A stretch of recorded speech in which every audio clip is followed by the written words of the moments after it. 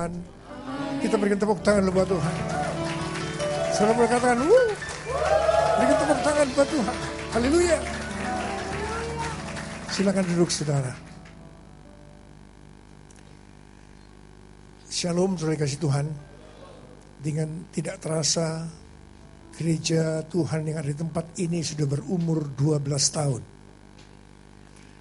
Pertama-tama tentunya saya ingin mengucapkan selamat ulang tahun yang ke-12. Tuhan Yesus memberkati saudara berlimpah, limpah, limpah, limpah. Kita sambut dengan tepuk tangan. Berkat daripada Tuhan Yesus turun ke atas saudara. Saudara, sebentar lagi akan memasuki tahun yang ke-13. Saya katakan 13 itu angka permulaan yang baru. Kalau saudara melihat angka 12, kalau kita melihat jam, setelah jam 12 nggak ada jam 13. Memang ada jam 13, tapi maksudnya setelah jam 12 itu kembali lagi. Itu adalah jam 13 satu permulaan yang baru. Nah saudara, mungkin perjalanan dari gereja ini penuh dengan pergumulan. Saya mendengar banyak pergumulan yang terjadi di tempat ini. Tapi mari, sekarang itu kita tinggalkan. Kita masuk dalam tahun yang baru. Ini permulaan tahun yang baru, di mana kita perlu mengadakan introspeksi. Kita melihat apa yang sebenarnya Tuhan kehendaki dari gereja ini. Dan saya percaya, dalam tempo 12 tahun, itu harus berkembang dan lebih banyak lagi yang dimenangkan untuk Tuhan. Katakan amin. Nah saudara yang dikasihi Tuhan, mari. Sekali lagi saya mau katakan, kita akan memasuki tahun permulaan yang baru. Mari yang lama, setelah kita introspeksi, kita tinggalkan. Kita memasuki dalam tahun yang baru. Dengan satu fokus kepada Tuhan. Tuhan, apa yang kau kehendaki bagi gereja ini? Tuhan akan ngomong sama saudara. Dan ikutin. Dan saya percaya itulah yang menyenangkan hatinya Tuhan. Nah saudara, mari. Saya ingin menyampaikan pesan-pesan Tuhan, apa yang Tuhan taruh dalam hati saya. Kalau saudara membaca dari 1 Korintus pasal 15 ayat 3 dan 4. Maka di situ dikatakan, Tuhan Yesus mati karena dosa-dosa kita. Dia dikuburkan. Tapi pada hari yang ketiga, dia bangkit dari kematian. Saudara, setelah itu, selama 40 hari Tuhan Yesus mengunjungi murid-muridnya. Dia mendatangi murid-muridnya. Lebih daripada 500 murid yang dia datangi. Untuk apa? Yang pertama, untuk membuktikan bahwa dia hidup. Dan yang kedua, memang Tuhan Yesus mengunjungi mereka yang terluka, yang depresi, frustasi akibat kematiannya. Saudara bisa lihat di sini. Tuhan Yesus itu baik. Amin. Saya tidak tahu keadaan saudara hari ini datang di tempat ini. Adakah di antara saudara yang mengalami seperti murid-murid Tuhan Yesus pada waktu itu? Sudah mengalami tekanan berat, frustasi, depresi. Tapi saya mau katakan kepada saudara, Tuhan Yesus pasti akan mengunjungi saudara. Nah saudara, tadi saya katakan Tuhan Yesus itu mengunjungi murid-muridnya untuk membuktikan bahwa dia hidup. Ini penting. Orang Kristen harus mengetahui bahwa Tuhan Yesus itu hidup.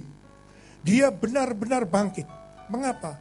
So, kalau kita baca di Alkitab, itu pada waktu itu ada dusta mahkamah agama. Dikatakan para imam-imam, ketua, penatua, tua-tua, ahli Taurat, mereka memberikan suap kepada serdadu-serdadu yang menjaga kuburan Tuhan Yesus. Mereka disuruh mengatakan apa? Tuhan Yesus tidak bangkit. Dia tidak hidup, tapi mayatnya dicuri oleh murid-muridnya. Dan berita itu sampai dengan hari ini. Sehingga saudara, banyak yang tidak percaya bahwa Tuhan Yesus itu hidup. Tapi puji Tuhan, saudara yang ada di tempat ini, kita percaya Tuhan Yesus benar-benar bangkit dan dia hidup. Yang percaya berikan tepuk tangan buat Tuhan. Ya. Saudara, apa yang Alkitab katakan kalau sampai Tuhan Yesus tidak bangkit? Yang pertama, Alkitab katakan apa? Sia-sialah pemberitaan firman Tuhan. Jadi saya memberitakan firman Tuhan hari ini sia-sia, percuma kalau Tuhan Yesus tidak bangkit. Dan hal yang kedua, kepercayaan kita sia-sia. Untuk apa percaya kepada orang yang mati? Dan yang ketiga, orang yang mati di dalam Tuhan, mereka akan tetap binasa. Dan yang keempat, Alkitab katakan, kalau sampai Tuhan Yesus tidak bangkit, kita adalah orang-orang yang paling malang dari segala manusia. Tapi puji Tuhan, Tuhan Yesus bangkit. Dia hidup. Sehingga yang pertama, pemberitaan firman Tuhan tidak sia-sia. Saya memberitakan firman Tuhan pagi ini tidak sia-sia. Tidak akan kembali dengan tangan kosong istilahnya. Tapi pasti akan menghasilkan buah-buah yang luar biasa. Dan yang kedua, kepercayaan kita tidak sia-sia. Kita tidak mati di dalam dosa kita. Tapi kita akan bangkit bersama-sama dengan Tuhan Yesus selama-lamanya. Dan yang ketiga, orang yang mati di dalam Tuhan, mereka tidak akan binasa. Mereka nanti akan dibangkitkan. Dan bersama-sama dengan kita akan menghadap Yesus, Raja di atas segala raja. Dan kita akan bersama-sama dengan dia selama-lamanya. Dan saudara, kita bukan orang yang paling malang dari segala manusia. Tapi justru orang-orang yang paling beruntung dari segala manusia. Saudara, kita berikan tepuk tangan buat Tuhan. Dan saudara bisa katakan satu dengan yang lain. Anda orang yang paling beruntung dari segala manusia. Sebab dia hidup. Ada hari esok, sebab dia hidup. Ku tak gentar, karena ku tahu dia pegang hari esok. Hidup jadi berarti sebab dia hidup. Sekali lagi katakan, sebab dia hidup.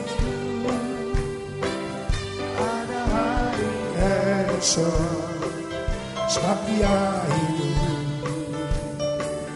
Ku tak gentar, karena ku tahu dia pegang hari esok. Hidup jadi berarti sebab dia hidup. Saudara, karena Tuhan Yesus hidup, maka selalu ada pengharapan. Mengapa? Sebab dia yang pegang hari esok. Tidak ada alasan untuk kita berputus asa. Tidak ada. Sebab Tuhan Yesus yang pegang hari esok. Dan selalu ada pengharapan. Dan pengharapan di dalam Tuhan Yesus tidak pernah sia-sia. Katakan amin. Kita berikan tepuk tangan buat Tuhan. Sekali lagi katakan. Sebab dia hidup. Ada hari esok. Sebab dia hidup. Ku tak gentar, karena ku tahu dia pegang hari esok. Hidup jadi berarti sebab dia hidup. Saudara, karena itu saudara dan saya harus berkata begini. Tuhan, saya percaya hari esok akan lebih baik dari hari ini. Minggu depan akan lebih baik dari minggu ini. Tahun depan akan lebih baik dari tahun ini. Sebab kita sedang memasuki tahun permulaan yang baru. Pasti lebih baik lagi. Yang percaya berikan tepuk tangan buat Tuhan. Sebab dia hidup. Ada hari esok. Sebab dia hidup. Ku tak gentar, karena ku tahu dia pegang hari esok. Hidup jadi berarti sebab dia hidup. Hidup jadi berarti. Hidup jadi berarti sebab dia hidup. Sekali lagi. Hidup jadi berarti sebab Yesus hidup.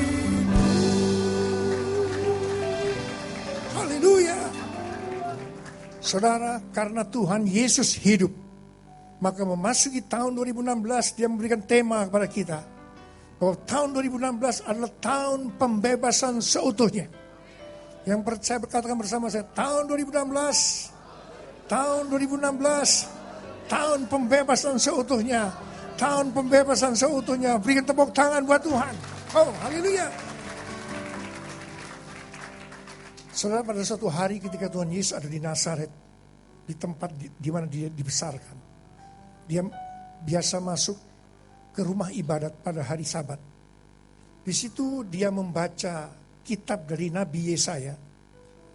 Kalau saudara membaca dari Lukas pasal 4 ayat 18 dan 19, maka apa yang dituliskan oleh Nabi Yesaya pada waktu yang Tuhan Yesus baca, itu sebenarnya mengenai Tuhan Yesus.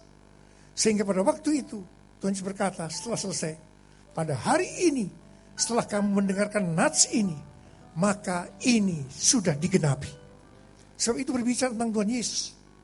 Dan di situ dikatakan, Tuhan Yesus mengatakan bahwa tahun rahmat Tuhan, artinya tahun Yobel, artinya tahun pembebasan, itu sudah tiba. Dan setelah itu, apa yang Tuhan Yesus lakukan? Setelah dia mengumumkan itu, saudara yang dikasih Tuhan, Tuhan Yesus melepaskan orang-orang yang miskin, orang-orang yang tertindas, orang-orang yang tertawan, orang-orang buta, dia bebaskan. Baik itu secara rohani maupun jasmani. Artinya, orang buta melihat, lumpuh berjalan, tuli mendengar, kusta menjadi tahir, orang mati dibangkitkan, dan kepada orang-orang miskin diberitakan kabar baik. Saudara, itu pelayanan Tuhan Yesus 2000 tahun yang lalu. Saudaraku yang kasih Tuhan, saya ingin katakan kepada saudara, pelayanan seperti itu, mujizat-mujizat yang terjadi sampai dengan hari ini, itu masih ada. Katakan amin. Mengapa? Sebab Tuhan Yesus hidup. Kalau Tuhan Yesus tidak hidup, nggak ada. Saudara, saya salah satu dari hamba Tuhan yang Tuhan berikan perkenanan untuk melihat bahwa apa yang Tuhan Yesus lakukan 2000 tahun yang lalu, itu benar-benar masih ada. Gereja kita dipakai sudah hampir 10 tahun di dalam hal ini. Saudara, saya keliling kemana-mana, sudah 260 kali. Pada waktu 10 tahun yang lalu saya ingat Tuhan memberikan perintah kepada saya. Niko, kamu pergi ke kota-kota. Dan kalau kamu tiba di satu kota, kamu kumpulkan gereja-gereja di tempat itu. Bukan satu gereja. Gereja-gereja. Dan ajak gereja-gereja itu untuk membawa orang-orang miskin. Orang sakit. Orang yang tidak punya uang untuk dokter. Orang yang tidak punya pengharapan. Sebab aku akan menyembuhkan mereka. Dan ini yang penting. Biayanya kamu bawa sendiri.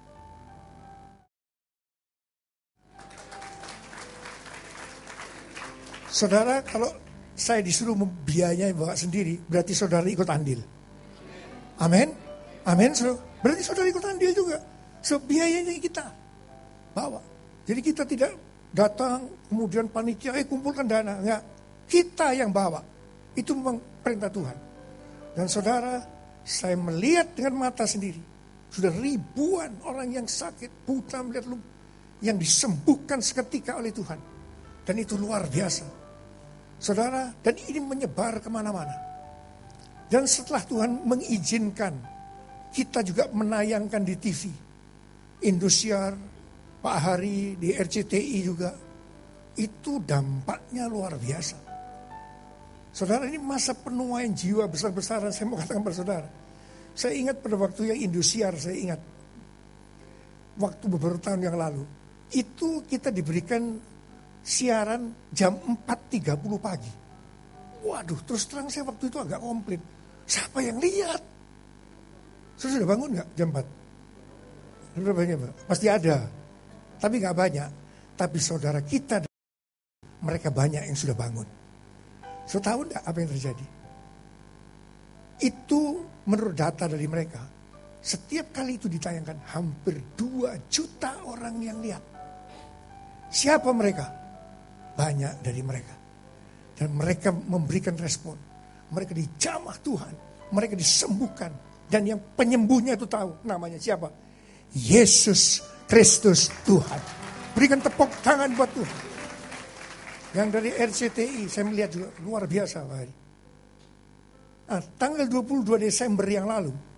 Kita tuh diberikan kesempatan. Jadi tayangan ini disiarkan oleh TBN Rusia sejak tanggal 22 Desember. Dan mereka bilang itu disiarkan ke sekitar 180 negara yang ada orang-orang yang berbahasa Rusia. Dan itu jangkauannya sekitar 230 juta orang. Dan saudara tahu apa yang terjadi? Memang ini, saya tahu ini perkenanan Tuhan. Mereka sudah ngejar saya setahun yang lalu waktu saya ada di Yerusalem. Supaya ini ditayangkan. Dan akhirnya jadi. Saudara, itu kesaksian dari mereka luar biasa. Luar biasa. Salah satunya yang sangat berkesan kepada saya, satu keluarga yang ada di Israel, baru pindah 2 tahun dari Rusia. Karena itu mereka bisa bahasa Rusia. Istrinya orang Rusia, tapi suaminya itu orang Yahudi. Orang Yahudi tidak percaya Tuhan Yesus. Dia malah anti sama Tuhan Yesus, saudara tahu.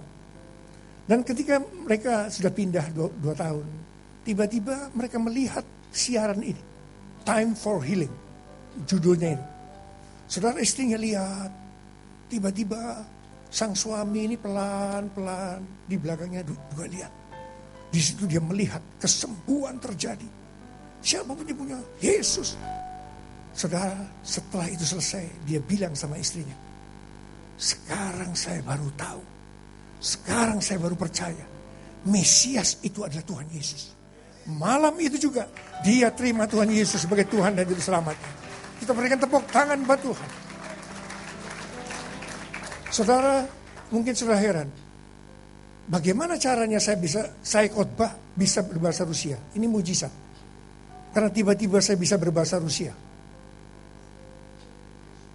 Masih bertanya-tanya. Ngomongnya sih tetap Indonesia. Teksnya bahasa Inggris, keluarnya itu namanya didubbing. Banyak yang gak ngerti. Ini, saya kalau kesaksian ini sumpah dong. Wah, kesaksian. Wah, ini luar biasa. Saya bahasa Rusia satu pun gak ada yang tahu sampai sekarang. Tapi itu yang terjadi. Saudara, kasih Tuhan, saya tahu. Hari-hari ini pembebasan, ini tahun pembebasan seutuhnya. Tuhan akan membebaskan apa yang mengikat saudara. Asal saudara merelakan, Tuhan bebaskan saya. Apa yang saudara ingatkan? Mungkin sudah sakit penyakit secara fisik. Mungkin secara mental jiwa. Keluarga saudara lagi sakit hubungannya. Suami, istri, orang tua, anak. Atau mungkin ekonomi saudara lagi sakit. Mungkin lebih daripada itu. Hubungan saudara dengan Tuhan lagi sakit. Hari-hari ini adalah tahun pembebasan seutuhnya. Dan saya mau katakan, memang Tuhan Yesus melakukan. Tapi Tuhan Yesus pakai anak-anaknya. Yaitu saudara-saudara dan saya. Karena itu tidak ada alasan. Kalau sampai gereja ini tidak bisa berkembang. Pasti berkembang. Sebab kalau kita mengizinkan dia mengurapi kita dengan Roh Kudus dan dengan kuat kuasa. Kita dimampukan melakukan pekerjaan, pelayanan yang Tuhan Yesus lakukan 2000 tahun yang lalu. Gak ada alasan. Saya lihat Tuhan hanya tinggal kita di hadapan Tuhan. Tuhan, saya mau. Gereja ini pakai Tuhan. Pakai Tuhan. Tapi asal ikutin apa yang Tuhan mau. Terutama buat gereja ini. Apa yang Tuhan mau. Dan saya percaya. Tidak ada alasan. Orang berkurang, jemaat berkurang. Mesti tambah. Gak ada alasan. Yang percaya katakan amin. Berikan tepuk tangan buat Tuhan. Bless the Lord, oh my soul. Oh my soul. Worship His holy name. Sing like never before. Oh my soul, I worship Your holy name. Bless the Lord, bless the Lord, oh my soul.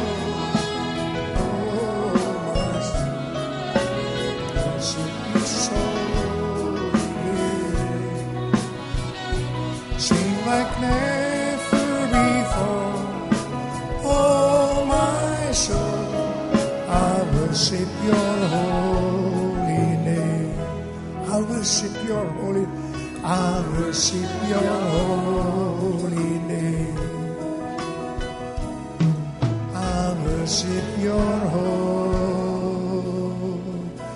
name.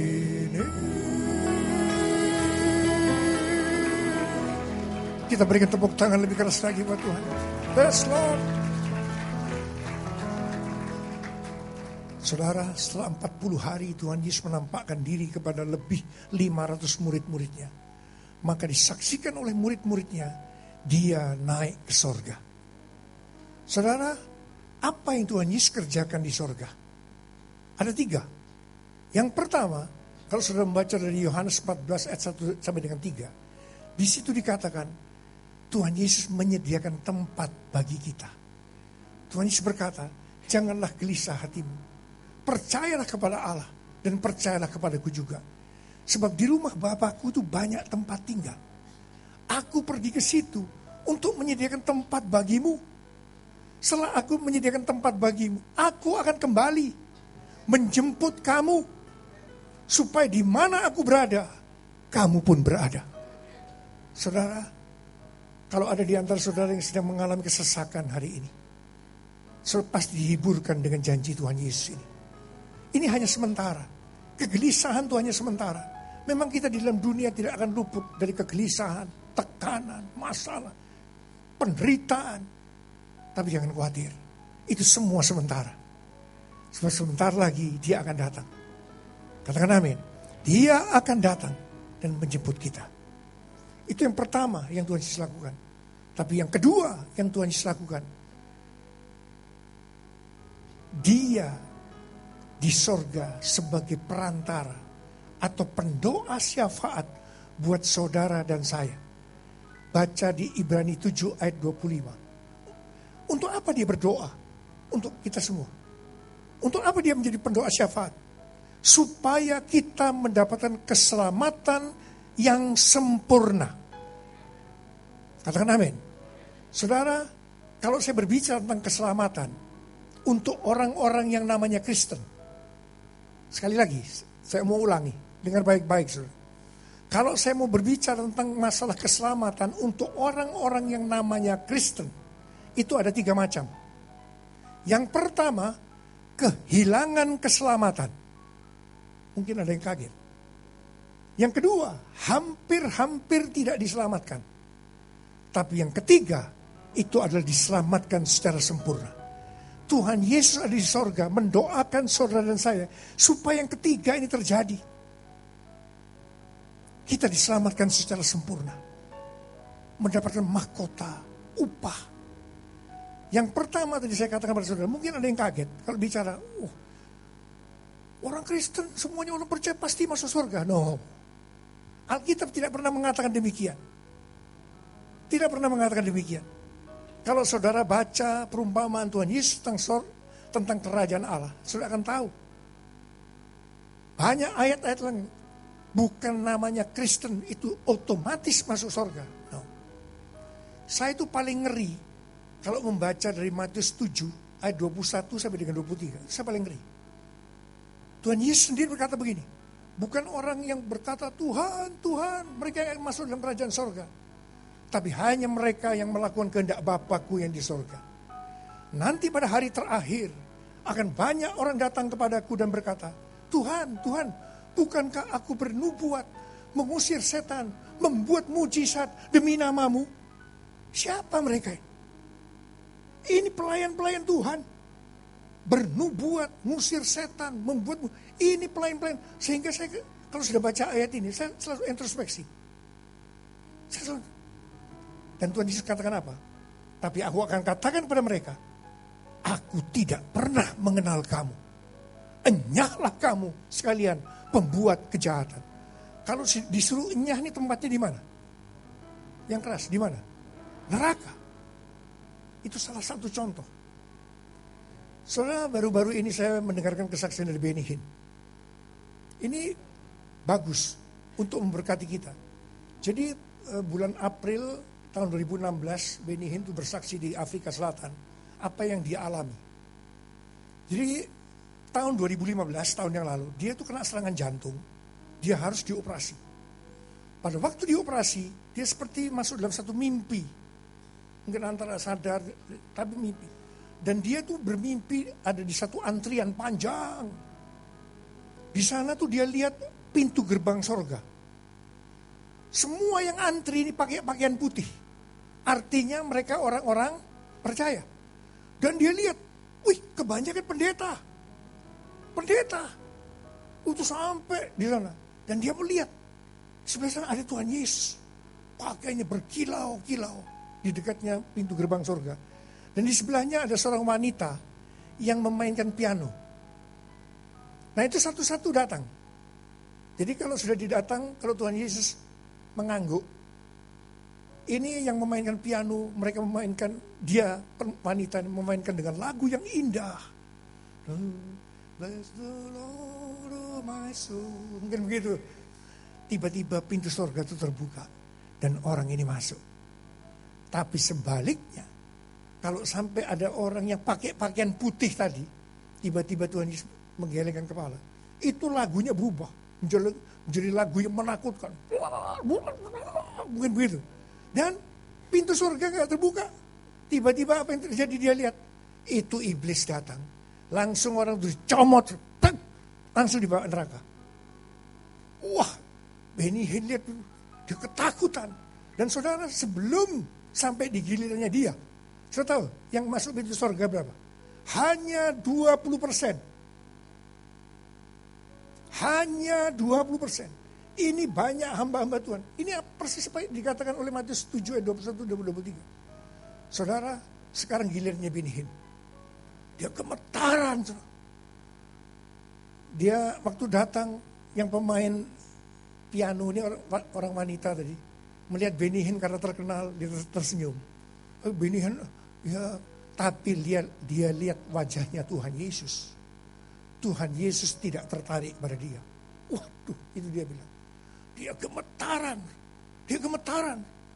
Waduh, ini mengangguk atau menggeleng. Tapi saudara dikatakan, sebelum mengangguk atau menggeleng, dia tiba-tiba sadar. Dan ada suara. Aku berikan kepadamu the second chance. Jangan gagal lagi. Saudara, puji Tuhan. Kalau masih dikasih the second chance. Dan saudara dia cerita. Apa yang dia lakukan. Awal-awalnya pelayanan itu bagus. Dia melayani kesembuhan. Tapi hubungannya dengan Tuhan juga itu bagus. Tapi dia bilang. Dia mulai tergoda. Ya, tergoda. Wah kepingin dikenal. Kalau KKR kepingin jutaan orang. Dia mulai jualan dulu. Jualan minyak urapan. Ini macam pernik-pernik dia jual. Saudara semua yang berhubungan dengan uang dan ini. Dan akhirnya puncaknya tahun 2010. Dia bercerai dengan istrinya. Sekarang sudah rujuk lagi. Saudara pada waktu bercerai dikatakan dia kehilangan banyak. Kehilangan uang dan yang paling penting kehilangan hubungannya dengan Tuhan.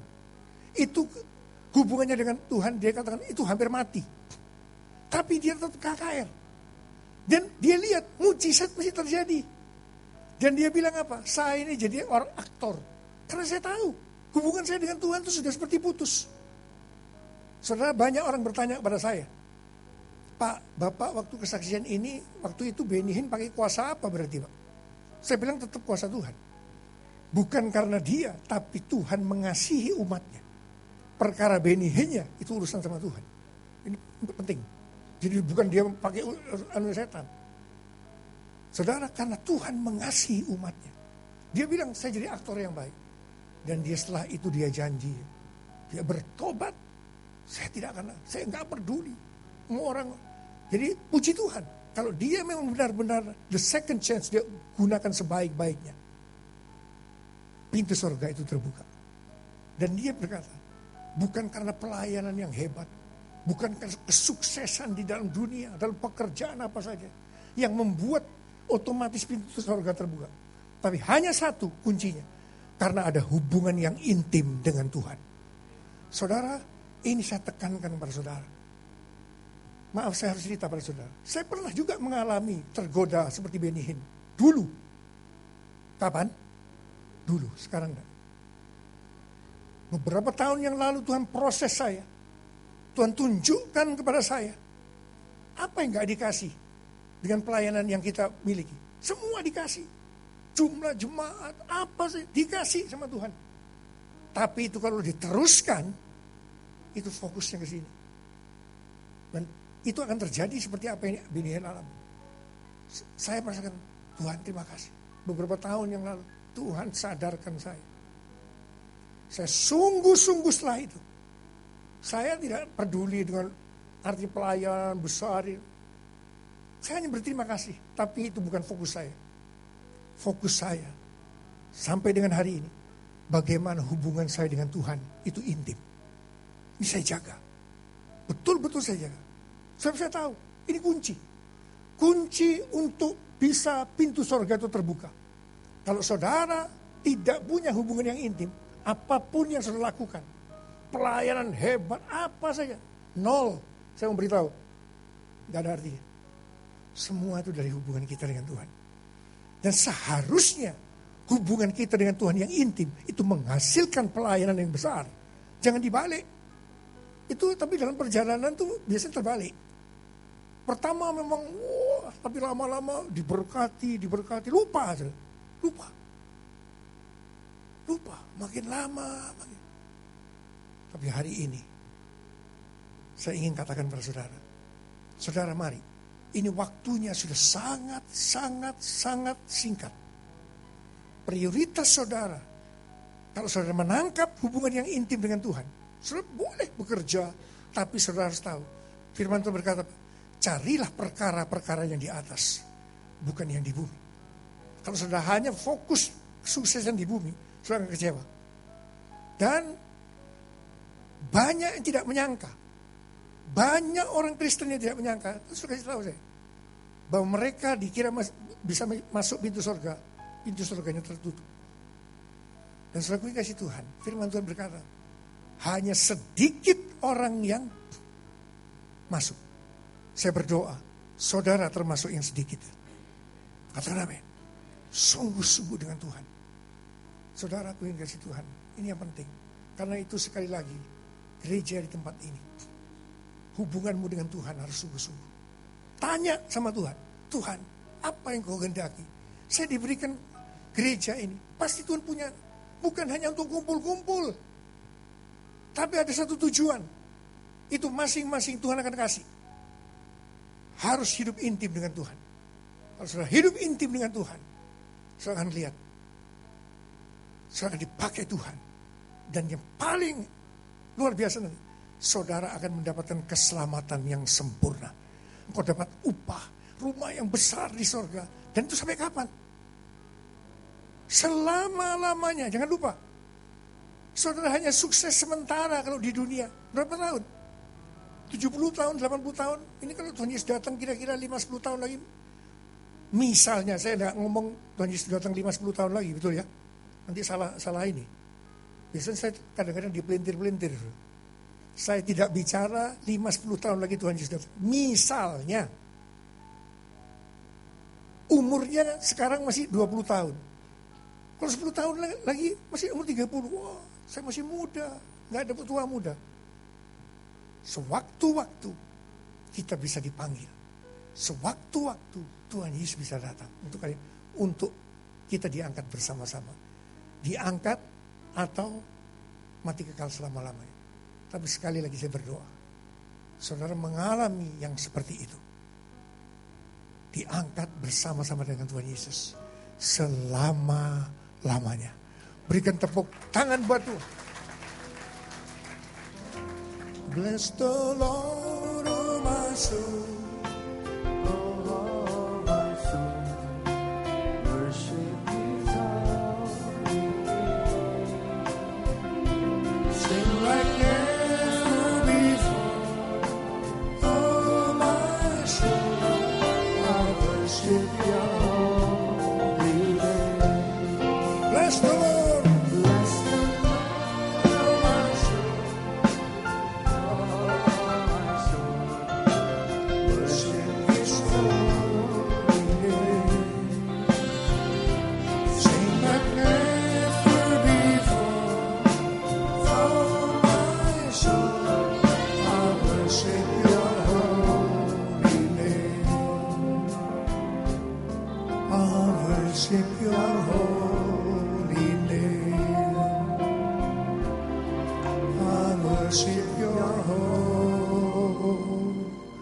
Lini.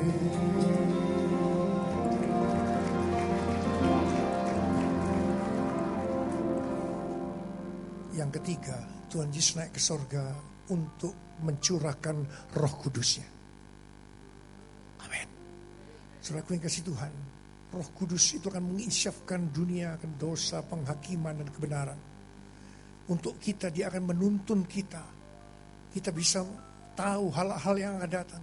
Tapi lebih daripada itu, Roh Kudus yang Tuhan janjikan itu akan memberikan kuasa supaya kita menjadi saksi Yesus.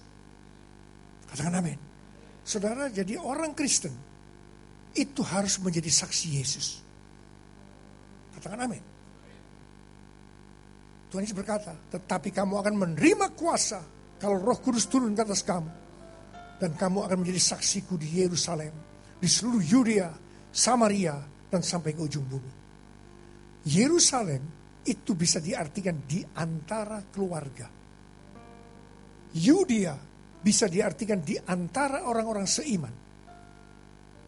Samaria bisa diartikan di antara orang-orang bukan seiman.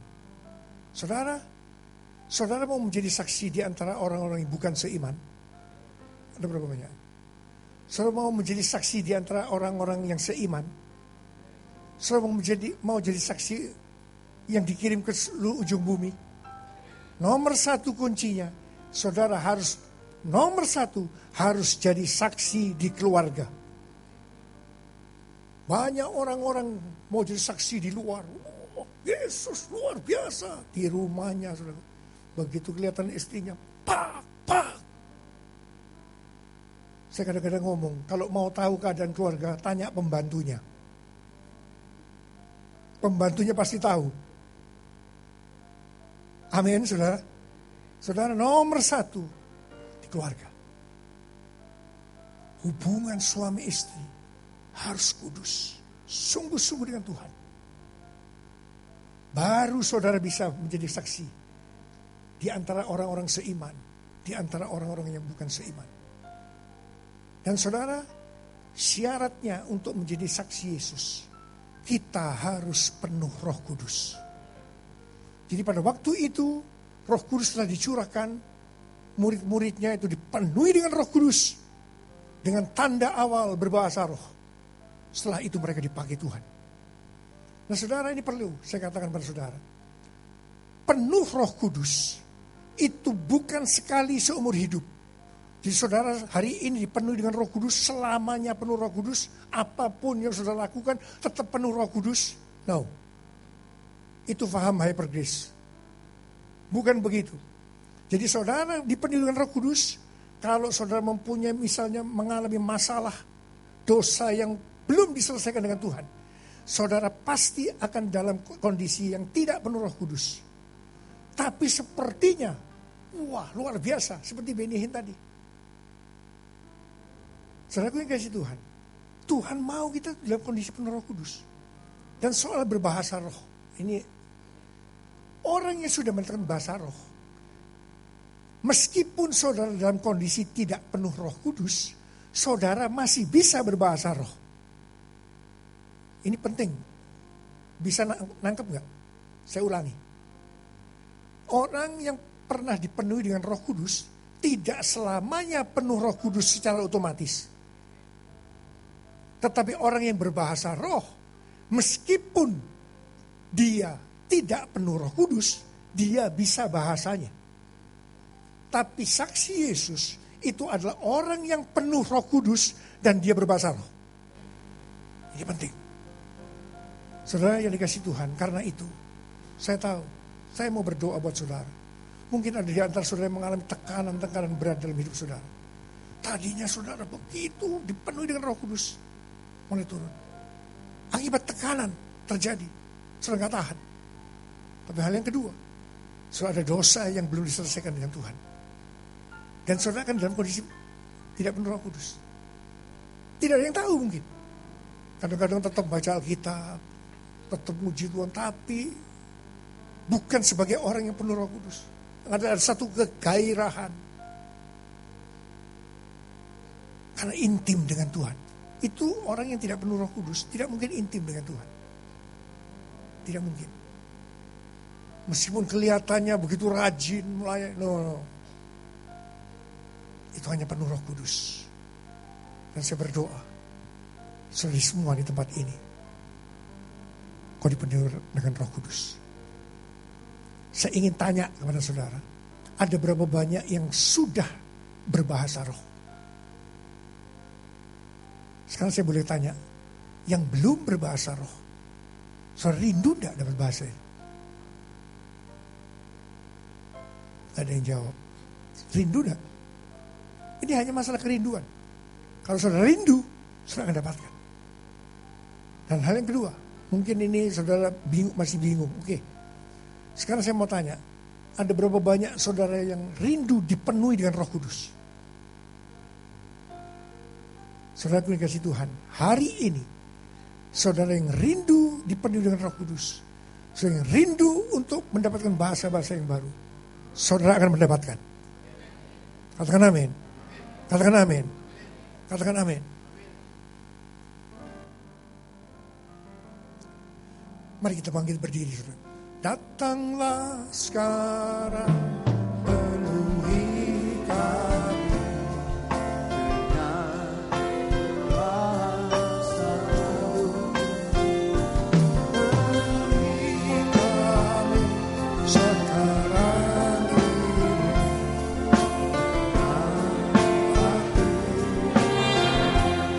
Datanglah, datanglah sekarang, penuhi kuasa-Mu. Urapi kami sekarang ini.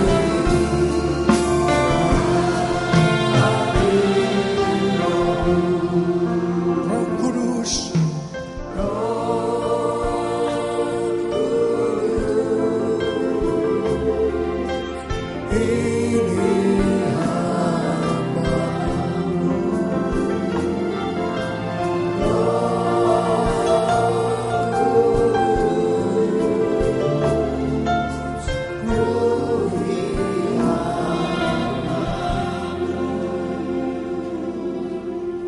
yang rindu dipenuhi dengan Roh Kudus, yang rindu untuk berbahasa roh, mari kita angkat tangan kita. Dan ini doa kita, bukan hanya dinyanyikan, tapi ini doa. Roh Kudus, ini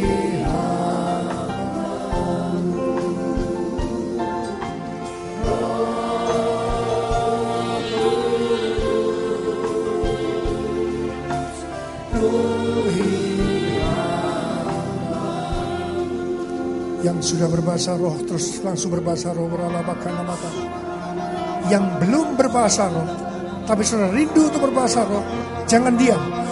Kita harus buka mulut kita dan katakan haleluya, haleluya, haleluya, haleluya. Oh haleluya, haleluya, haleluya, haleluya.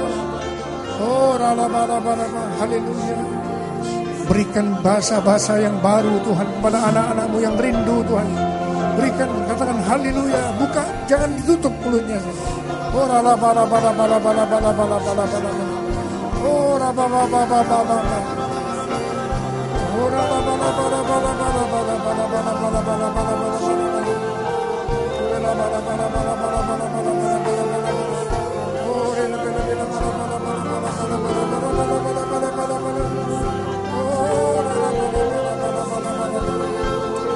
Penuhi anak-anak-Mu dengan Roh-Mu Tuhan. Penuhi Tuhan, penuhi. Jadikan kami saksi-saksi-Mu ya Tuhan.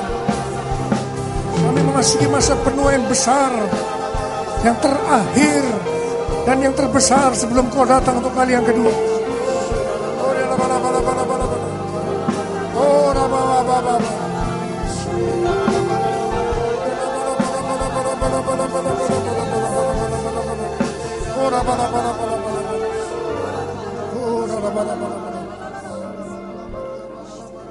Berkati anak-anak-Mu, berkati gereja-Mu. Angkat tangan saudara. Tahun 2016 tahun pembebasan seutuhnya. Tahun pembebasan seutuhnya. Sekarang terima Terima. Terima. Terima kesembuhan. Terima kelepasan. Terima pemulihan. Terima mujizat Tuhan. Terima. Terima. Terima. Terima.